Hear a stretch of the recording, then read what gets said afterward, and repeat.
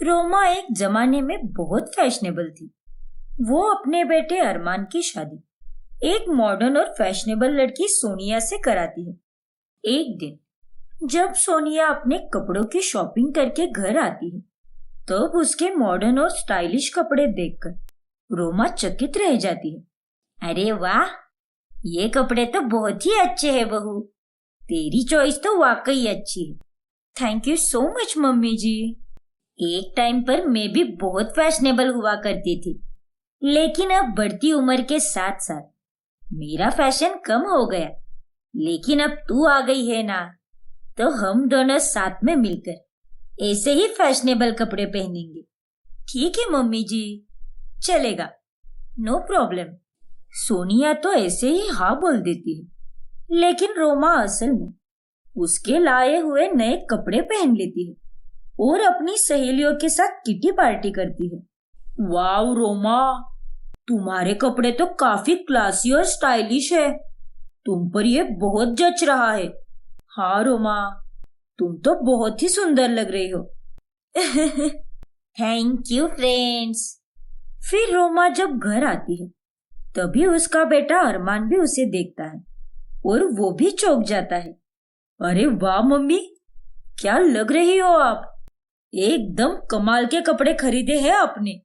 इन कपड़ों में तो आप एकदम यंग ही लग रही हो। थैंक यू बेटा। वैसे तू जानता है कि ये कपड़े किसके हैं? किसके मम्मी? अरे तेरी बीवी के। सोनिया बहू ने जो नए कपड़े लाए थे वही मैंने पहने हैं। क्या बात कर रही हो मम्मी, आप पर ऐसे कपड़े तो बहुत अच्छे से जचते हैं। आप ऐसे ही कपड़े पहना करो। तभी वहां पर सोनिया आती है और वो सास को अपने नए कपड़ों में देखकर बहुत ही दंग रह जाती है। मम्मी जी, ये क्या, आपने तो सच में मेरे कपड़े पहन लिए। मेरे से पहले तो आपने ही इनका शुभारंभ कर दिया। हाँ तो क्या हुआ बहू, उसमें कौन सी बड़ी बात है। तूने ही तो कहा था मुझे। और वैसे भी ये कपड़े मेरे बेटे के पैसों से ही आए हैं, तो क्या फर्क पड़ता है। ठीक है मम्मी जी। सभी लोग मुझे इन कपड़ों में पसंद करने लगे हैं। अब से मैं ऐसे ही कपड़े पहना करूंगी और सबको जलाया करूंगी।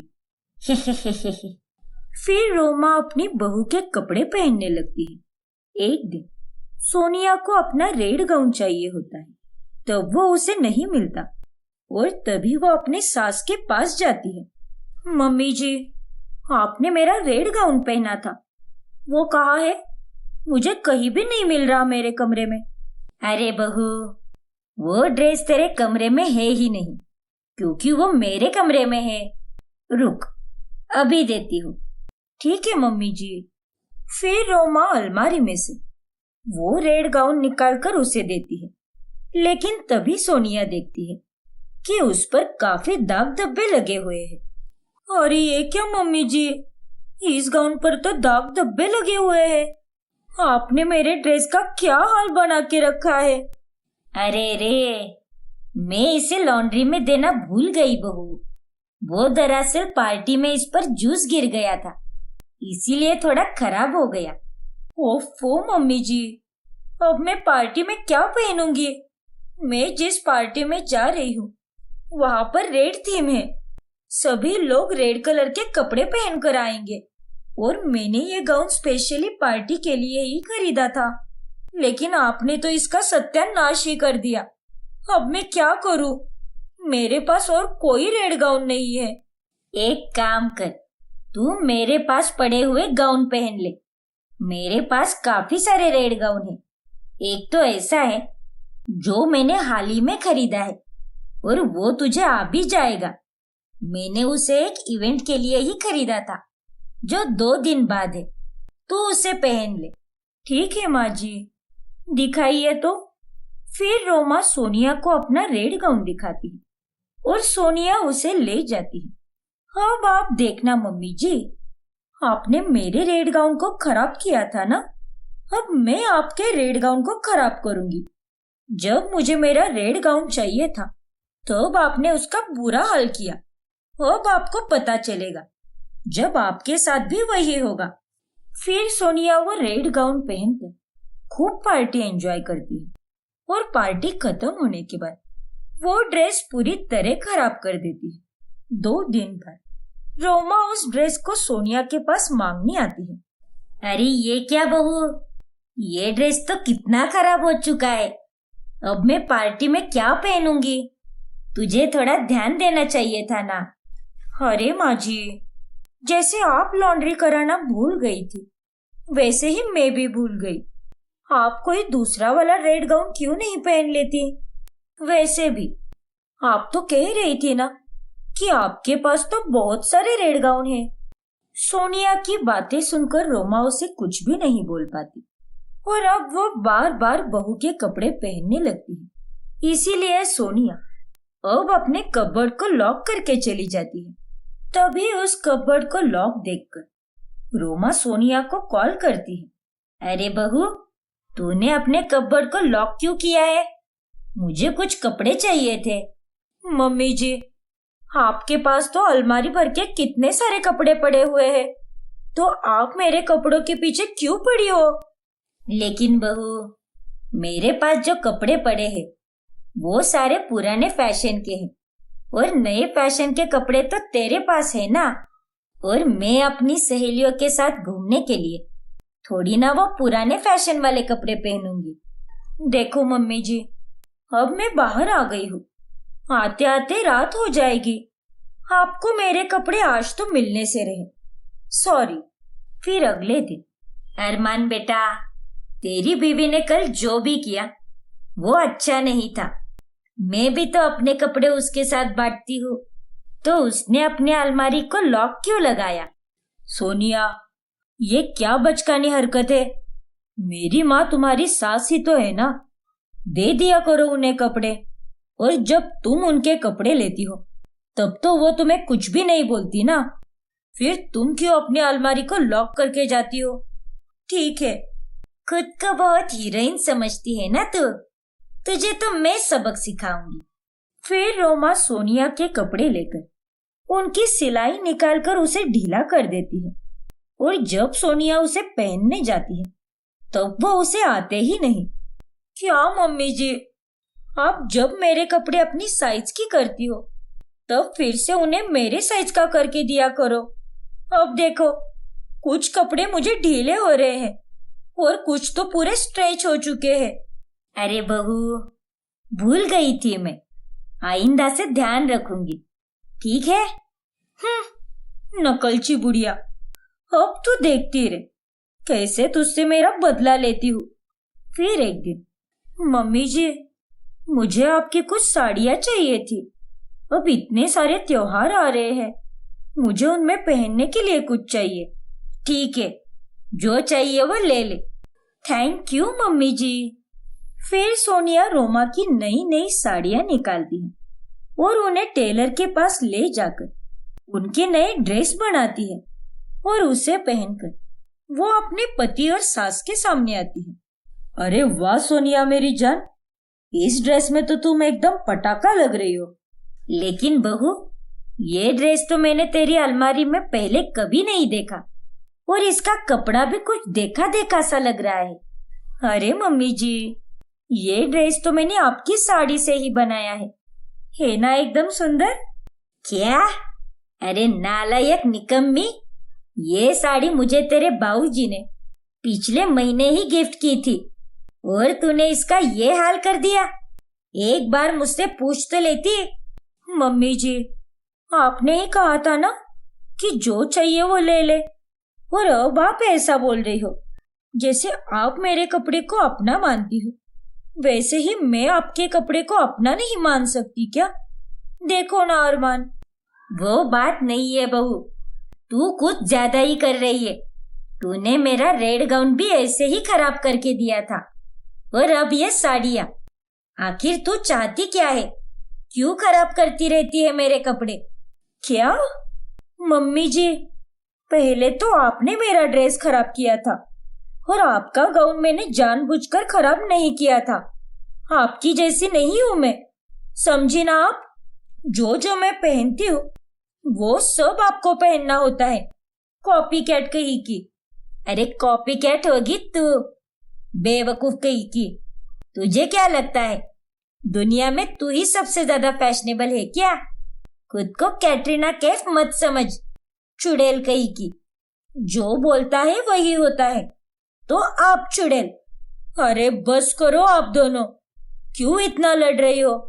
अगर ऐसा ही है तो आप दोनों मुझे बता दो, मैं आप दोनों के लिए अलग अलग साइज के सेम कपड़े लाया करूंगा।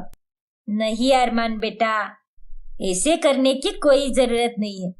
हाँ अरमान, तो फिर आप दोनों डिसाइड करो, या तो दोनों एक दूसरे के कपड़े पहनो ही मत, या फिर पहनने के बाद झगड़े मत करो। बताओ क्या चाहती हो आप दोनों? देखो अरमान, मुझे मम्मी जी का पुराना फैशन बहुत पसंद है, वो चाहकर भी आज के जमाने में मिल नहीं पाएगा। और रही बात कपड़े पहनने की, तो मम्मी जी आप मेरे कपड़े पहन सकती हो, लेकिन अगर आपने उसे गंदा किया तो आपको उसे ड्राई क्लीन करके वापस रखना होगा, और अगर आपने उसकी सिलाई निकाल दी तो आपको उसे फिर से साइज में लाना होगा। ठीक है बहू, तू भी मेरी साड़ियां पहन सकती है, लेकिन उन्हें लेने से पहले बस एक बार मुझसे पूछ लिया कर। हाँ मम्मी जी, लेकिन ये बात आप पर भी लागू होती है। हम दोनों एक दूसरे की परमिशन के बिना एक दूसरे के कपड़े को हाथ भी नहीं लगाएंगे। ठीक है बहू, तो ये तय रहा।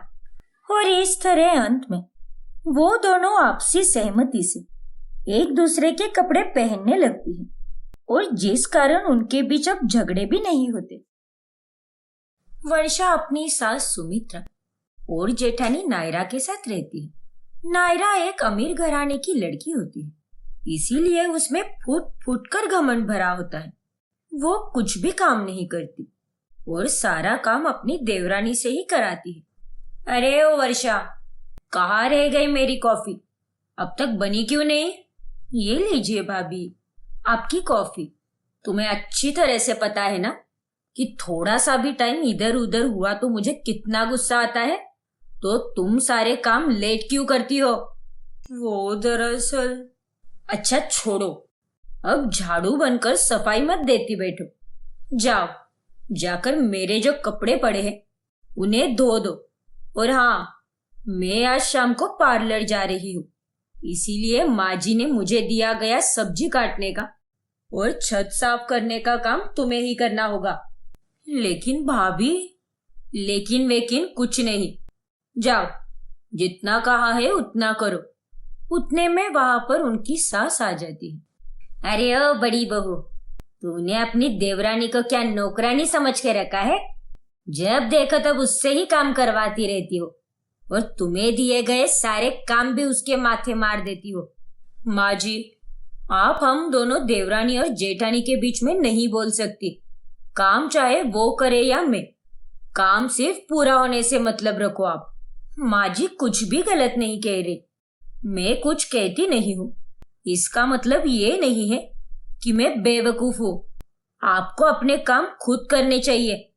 आप मेरी जेठानी हो, सास नहीं।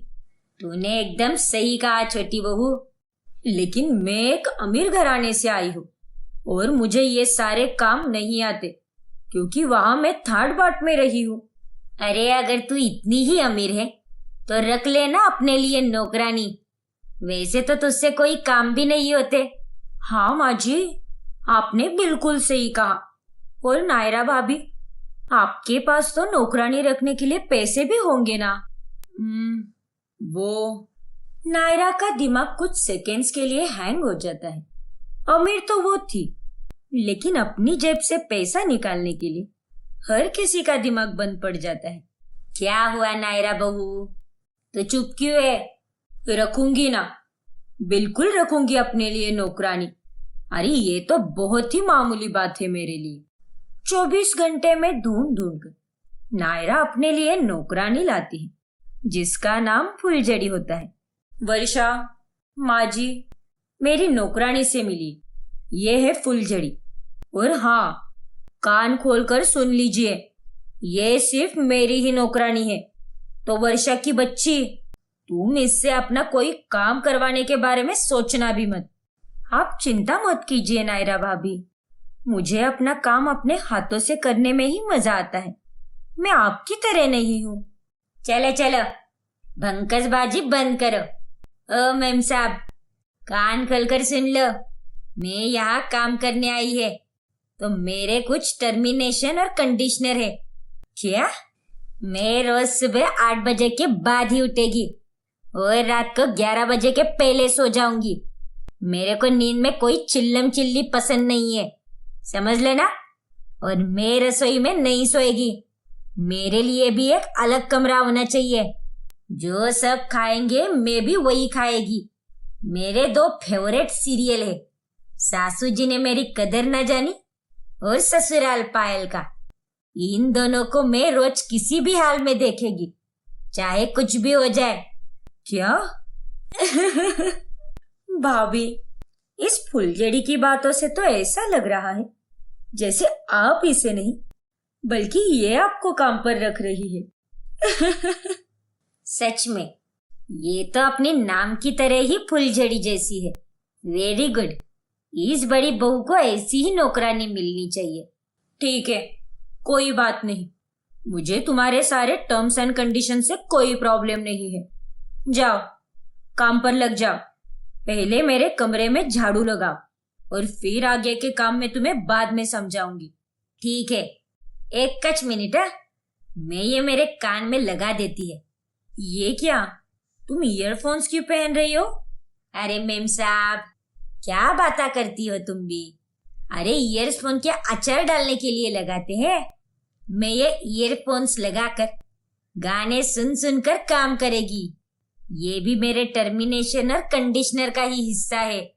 हे भगवान, ऐसे कितने सारे टर्म्स एंड कंडीशंस है तुम्हारे? ढेर सारे हैं। मैं टाइम टू टाइम आपको अपडेट देती रहेगी। Don't worry, because I am लई भारी। डाले जिंग जिंग जिंग जिंग जिंग जिंग जिंगाट जिंग जिंग जिंग जिंग जिंग जिंग जिंगाट। हो गॉड। ये तो बस ट्रेलर है माँ जी, पिक्चर तो अभी बाकी है। देखना कैसे ये मेरी जेठानी की नौकरानी उसका खून चूस चूस कर ही उसकी अक्ल ठिकाने पर लाती है। एक रोज फुलझड़ी नायरा के लिए उसकी डाइट वाली स्मूदी बनाती है। तभी नायरा को उसे खाते वक्त उसमें चीनी का स्वाद आता है और वो फुलझड़ी पर चिल्ला पड़ती है। अरे ओ डफ्फो, ये तुमने क्या कर दिया? तुम्हें मैंने कहा था ना कि ध्यान से वो वीडियो देखकर वैसी ही स्मूदी बनाना। तुमने उसे शुगर फ्री बनाने की जगह उसमें शुगर ही डाल दिया। नॉनसेंस। अच्छा गावात। सॉरी मेम साहब, वो गलती से मिस्टेक हो गई। मैं दूसरा बना देती है आपके लिए। काई को इतनी ज्वालामुखी की तरह फूटे जा रही हो? मेरी डाइट का तो तुमने सत्यानाश ही कर दिया है। अब मैं क्या करूं? जब देखो तब ईयरफोन्स लगाकर गुनगुनाती रहती हो, ठुमक ठुमक कर झाड़ू मारती हो, कुछ काम ढंग से नहीं करती। फुलझड़ी और नायरा की बातें सुनकर सुमित्रा और वर्षा पेट दबा दबा कर हंसती। जब मैं भाभी के काम किया करती थी तब बिना कुछ कहे और बिना कोई गलती किए सारा काम कर देती थी, लेकिन अब ये नौकरानी, इसे इतने पैसे देने के बाद भी ये कोई काम ढंग से करती ही नहीं। ऐसा ही होना चाहिए भाभी को। और नहीं तो क्या, बहुत उड़ती थी ये। अब बस यही देखना है कि उसकी ही नौकरानी इसके पर कैसे काटती है। फिर एक दिन फुलझड़ी नायरा के कमरे में सफाई कर रही होती है। So beautiful, so elegant, just looking like a wow. So निकम्मी, सो नालायक, जस्ट फीलिंग लाइक अ थप्पड़ से गाल सुझाव। आई शपथ, आप ऐसा मेरे को क्यों बोल रही हो मेम साहब? कभी तुमने बिना गुनगुनाए और बिना फालतू की बकवास किए कोई काम किया है? ये देखो, ये गुलाबी साड़ी धोकर इसे अच्छे से प्रेस कर देना, क्योंकि कल मुझे एक फंक्शन अटेंड करना है। ठीक है मेम साहब, बिंदास रहो आप। मैं आपका काम एकदम मस्त पैकी कर देगी। लेकिन अगले दिन नायरा देखती है कि फुलझड़ी ने उस गुलाबी साड़ी की जगह दूसरी नीली वाली साड़ी को धोकर प्रेस कर दिया है। ये देख वो और भी ज्यादा गुस्सा हो जाती है और चिल्ला पड़ती है, फुलझड़ी! क्या हुआ मेम साहब? दिन दहाड़े कोई भूत देख लिया या अपनी ही मेकअप से भरी शक्ल को आईने में देख लिया? क्यों इतना गला फाड़कर चिल्ला रही है आप? अरे निकम्मी बेवकूफ औरत, तुम्हें मैंने क्या कहा था कि मेरी गुलाबी साड़ी को धोकर प्रेस कर देना, तो तुमने ये नीली वाली साड़ी क्यों प्रेस करके रख दी? जब मैं तुम्हें इंस्ट्रक्शंस देती हूँ तब क्या तुम नशे में रहती हो क्या? नाक में दम करके रखा है तुमने मेरे। माफ करना मेम साहब, वो गलती हो गई। बेचारी मेरी जेठानी बुरी तरह फंस गई है इस नौकरानी को रखकर।